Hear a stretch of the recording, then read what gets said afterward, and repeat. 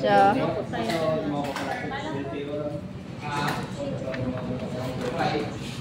Dito kami ngayon sa ROD. Ayan.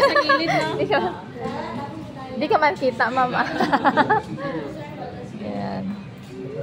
May perma na. Opo. Thank you. Salamat. At kayo, Rodwin.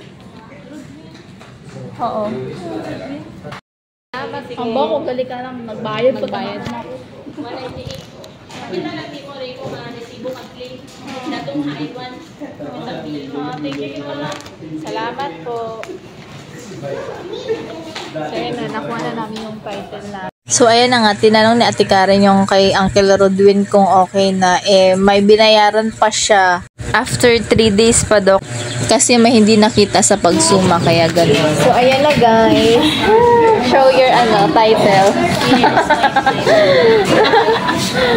Freya.